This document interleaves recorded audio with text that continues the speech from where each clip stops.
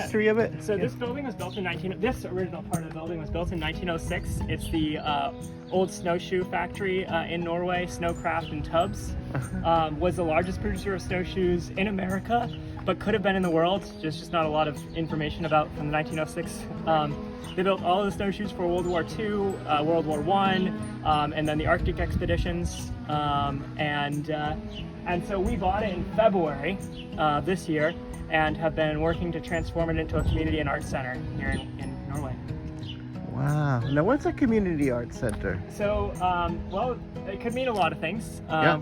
So we're over there. We're going to have a fine art gallery. Think contemporary art, museum for contemporary art in Rockland, something along those lines with some programming and whatnot. And then this is going to be a co-working and tech center. So we'll have high-speed internet, we'll have access community computers, accessible for folks, and a business center. And then below this, underneath in the basement, you'll see that later, is going to be a wood shop and a maker space. We're hoping to bring in maybe a pottery studio or something like that. It'll all kind of develop as the plan moves. And then upstairs is going to be a dance studio, and that's kind of where we're finishing first. And then the back will also have a park that'll run along the water. So that's what we're envisioning as an arts center. Wow, Arts center. I love it. Yeah. This is it's incredible. I feel like we're at the foundational moment of a really cool thing. You will feel like that. Yeah, you are, and you will. Let's go. So this is the only space in the building that's kind of like usable. So this is our co-working space right now. So we operate out of it. Creative Norway operates out of it, and Spoke Folks, which is a trash hauling service. They haul trash with bikes. That's based here in Norway. They operate out of this office, and it's where we have our lunches. So when we have volunteer days, we always serve lunch. We have that here, and and so we're working on our summer show, which is a little highlight there. It's kind of just the little sparks. A lot has changed since we made those, but this is actually going to be at the end of August rather than beginning of July. But that's going to be the first ones to see the. Oh yeah. Let me know if there's anything that's confidential. Nothing's confidential. This is a little outdated, the collaborators, but like Oxford Dems are not here anymore. They were renting from us. But this is the old factory floor. So it's where the snowshoes got made, and for a really long time. I think that they stopped making snowshoes in the 80s, beginning of the 80s here. It was then a bunch of other things throughout history, and then it's been laying empty for about 10 years, other than being used as a storage unit. That office was being used, but it was mostly just being used as a storage unit. And this is going to be where the business tech center is going to be. We'll have open computers, high-speed internet, very high-speed internet, working with First Light and whatnot to provide really, really good internet. And then it'll be a place where collaboration happens between lots of local nonprofits and arts groups and arts organizations. There's been a lot of interest in the space and providing this for the community. It's really exciting. And I'm going to have you do that. Yep. Oh yeah. Yeah. I think it was actually sawdust. Oh, you are? You earned that? Yeah. I'm sorry to take it off you. Okay, close up. I would love to hear about this paint because it's a little wild. Yeah, so the paint on the ceiling is, the building burned in the 50s or 60s and maybe even the 70s. And so the paint is not lead paint, which is really exciting. It's latex paint that has been painted over char. And so it's chipping and falling because paint doesn't stick to char very well. It looks cool, actually. It's like an installation. Yeah. Unfortunately, it really does. I mean, you can just see people walk and stuff, and it falls on the ground. So we'll have to take it off. But we'll sandblast this. We're gonna soundproof between the beams, but then you're gonna see pieces of the beam poke out. We want to make sure that you still see that original factory feel. These beams we're gonna keep as kind of beams. We might refinish them, maybe sandblast them and polyurethane or something on them so that keep them nice. But we really want to make this feel like a factory, that it was a factory, and so we want to have like the modern amenities, but still feel like you're in a historic building. Honor that. Yeah, exactly. And I believe you're even keeping these amazing floors. Yeah, so these floors we're working on figuring out how to refinish, but these are going to be a lot easier than our upstairs because it's just a working space. So it's like we can probably just do a pretty easy coat of sand them down, and they don't have to be as perfect as the ones upstairs. So. Yeah. So let's go downstairs. Okay. All right. So down here, yeah. Unfortunately, all the doors, these old beautiful doors, have to be replaced because they don't meet fire code. Oh no. So yeah. So this first step's a little bit weird. Down here.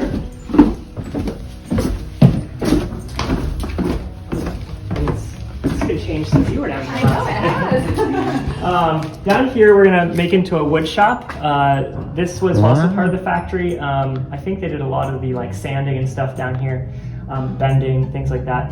Our first project, actually before we purchased the building, we were able to work in it, and kind of the person that we bought it for allowed us, and it helped us with basically trying to preserve it. So we lifted the whole building and replaced the foundation on that side, redid all the sills, and if you notice, all of these beams have been replaced.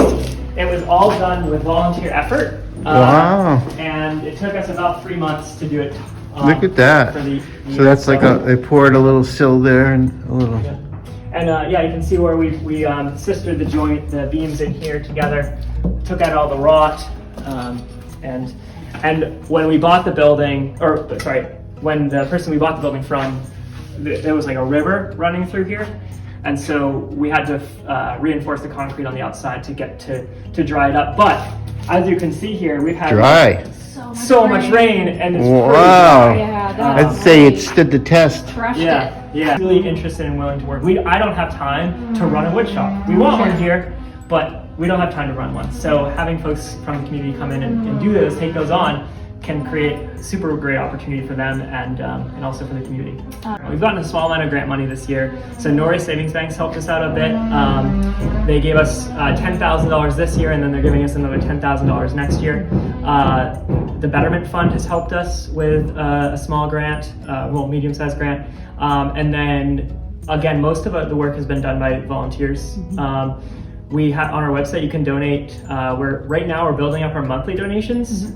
So right now we have about $500 coming in a month in just monthly memberships. And we're shooting to get like $2,000 a month by the end of the year. That will help us with operations not only for this building, but for the other parts of our project. People in this area know us for this building, but our project is actually a statewide project that we started 2 years ago doing artist interviews. We've interviewed 72 artists around the state, and those are all available on our YouTube channel.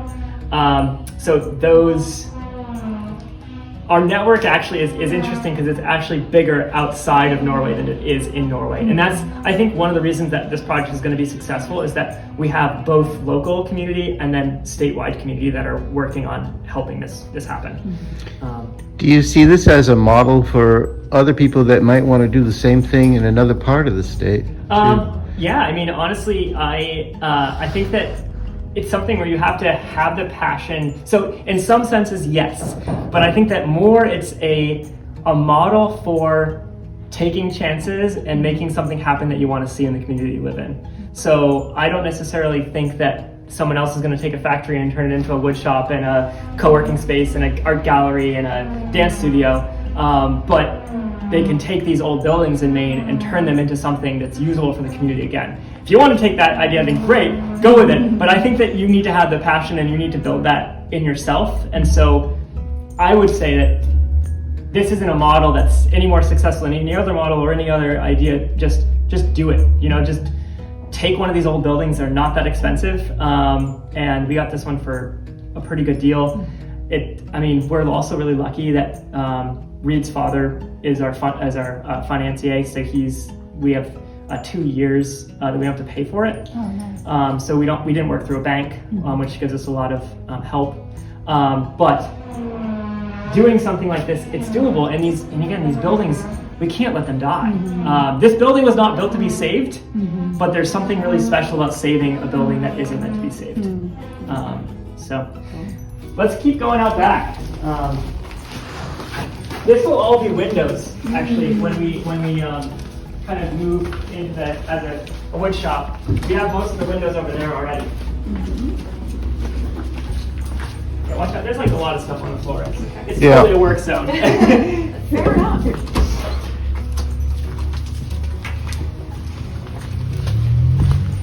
And this is our backyard. So we're on almost a full acre of land in downtown Norway. Wow. This is going to be a public park.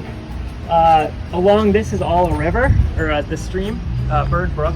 And up there will be parking. We'll turn this into we can go down there if you want to. Yeah, I'll just take a little gander. It's super beautiful. It's gonna be amazing. Yeah.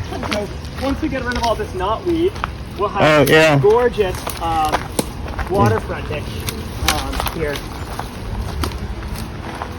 Look at this tree. Tree house. We have some gorgeous, or swing. We really Yeah. want to swing out here. Look at this. But so it's a little oasis, and once this is all kind of cleared out, and we have put up some park benches and stuff. There'll be also public Wi-Fi out here, so people will be able to work out here. It'll be an extension of the co-working space, but available to the public for free. So That's really special. yeah. Can I ask you just about your vision? Did it come when you heard about the building, or did it come it was like a turtle looking for a shell, or was it a shell looking for a turtle? Well, I would say that it was so we bought this building for an art studio because my partner was looking for an art studio, and there is nothing here. And to be honest with you, if he was going to pay rent on an artist studio, he could have this building was cheaper. Buying the building would have been cheaper than paying rent for a studio. Wild. So we bought it for that purpose. And then, we bought it for that purpose. And then kind of as we were talking with the community, we were finding that like there was some really big needs and wants, and people have tried to do things, and the space just hasn't been available. So the first kind of thing I think that people really wanted and have tried before was the wood shop, and it's they'd never been able to make it work. Wow. So we have this space that can be for a wood shop, and so a lot of it was talking to the community and finding out what the needs of the community were. When I ran for office, I knocked on like 2,000 doors myself, and it was talking to a lot of people in the community about like what does the community need. The co-working space is something that a lot of people have talked about. They don't have internet, they don't have access to internet, they don't have access to space to work. A lot of people have moved here and then find that it's hard for them to do their jobs in their homes. Yeah. And so creating a space for the community to do their jobs here is going to be a big economic driver, and something that I didn't know, but people didn't necessarily vision a workspace, but they visioned their own workspace, and so bringing that kind of into one place is really big. Creative Norway lost their dance studio that was above 290 right as we were buying this building, and so we had this beautiful space, and so we were like, well, let's build you a dance studio then. So it kind of developed. We've been thinking about and making this happen for about 2 years now, and so I guess the building came first, and then there's been a lot of community input into the different parts that the community needs and the community wants. The art gallery is kind of our vision, what we want to see here. So I think that the rest of the building is more of a community center, and we're kind of responding to what the community wants. And then the art gallery, in a sense, is what we want to see here as well. I can tell you a story about my own experience. I do PD for schools and assemblies for children. And the only place I could work was McDonald's parking lot. And I'm in the middle of this assembly. I'm sweating because I got the windows rolled up so there's no noise. Yeah. And I'm talking to 600 kids, and there's a knock on the door, and they say I'm being accused of loitering. Oh my I'm God. like, here's $2, here's $5. Give me a Egg McMuffin. And go back. Oh my You God. know, That's insane. that's the thing. There was no place Yeah. to go. Yeah. You know, no place to go. And this is just a wonderful vision Isn't of a it? different way to live. Yeah. Too. Collaboratively. Yes. Collaboratively. Yeah. So there's way more. I know. We're Let's just go. getting started. It's like, yeah, the tour is basically, yeah, it's not even halfway through. Sorry.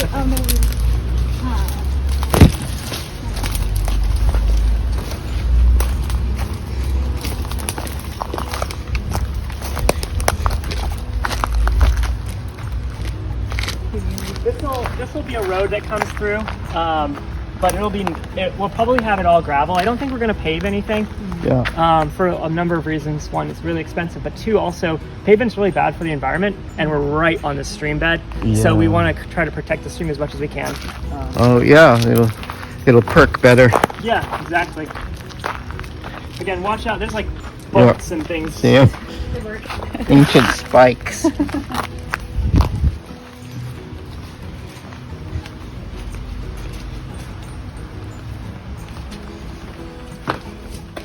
Okay. Yeah, now it's really dark. So again, all of the lighting is going to be, it's all fluorescent, so we'll be taking all of it out eventually. And I actually have, next Monday, David Dumel, who's doing a lot of our electrical work, is going to be coming to talk to us about just how to make the whole project work electrically. Oh, nice. And I'm in the process of writing grants, and so all of these quotes, and we'll separate them out and whatnot, will be really helpful for me when I apply for grants so that they can see that we've done the work, the research, Yep. and brought in partners and things Yep. to do those kind of things. Could put a few solar panels on the roof, I bet. Some solar panels. Get some action going. Yeah. Oh, yeah. Pop through. Absolutely. Just watch yourself on the. On the paint, yeah. So this is going to be the art gallery, and like I said, envision like Center for New Contemporary Art in Rockland, the Farnsworth. I mean, no, we're not going to probably like the Farnsworth, but more of a museum than like a Main Street gallery. So it's really going to be bringing in art from all over the country, all over the state, showing, providing a space for folks who have a vision for a project, that want to do a project. So we are actually going to continue doing our traveling shows, and this space will mostly be used by other folks for their projects. We love doing our traveling shows, and we don't want to give that up. And we're getting more and more jobs. So we're doing a show with Waterville Creates in 2025. We're doing a show with Hunoaks in Lovell this year. We have a show at the Maine Jewish Museum in 2025. So we're being brought on as gallerists for other folks. And we want this gallery to be a place where we can bring in folks for them to come here and do work here. Yeah. So this will be, behind you will be another office for us and storage space for the gallery. We have to make this room smaller because of the occupancy. So that's one of the ways we're going to be doing that, is by making these offices and whatnot. We're going to be having our first show here at the end of August. And a lot of the things that we're doing in this room are temporary. So we're going to be getting temporary occupancy. We're going to be doing temporary build. So it's like a 90-day thing, a 90-day window. So a lot of the work that's being done right now is, in a sense, to get that show off the road. So like we had to flip this door around, install a crash bar. We built this deck because we had to have a second egress.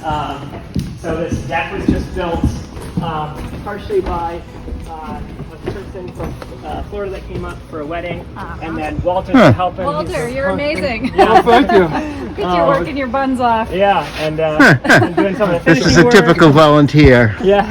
Yeah, this has been pretty good. Yep. Yeah. I didn't do the deck. I just did the the balusters and the routing. Nice. Yep. And the Oh, railings beautiful. and the yeah. Beautiful job. Yeah, that's great. So Walter's been working with us for almost a year now. Oh, wow. Yeah, every Wednesday. This year, next fall, baby. Yep. Mm-hmm. Yep. Yep. Yeah. So what's So, it feel like to be a volunteer? feels good. Yeah. Feels good. And I can't wait to get the stuff done so we can use it. Yeah. Everybody Yeah. can see. Nice. Use the space. Yeah. It's amazing the feeling of accomplishment. And, Right. I think this door's also wet, so be careful. okay. No touching. Yeah. Thank you. Thanks, Walter. And then let's go up to so there's a bathroom here. This bathroom will be usable, is usable, not today, but it is usable as soon as it gets hooked up with water. We just haven't turned it on since the winter. And it will be used as for our gallery show, but we're gonna have to take that out and build a whole new bathroom because it doesn't meet ADA code. This building, there's nothing in this building that's ADA accessible right yet. We're working on that's the other reason that deck is so big is because it's an ADA deck. So we're going to be building a ramp or an elevator or something out there so that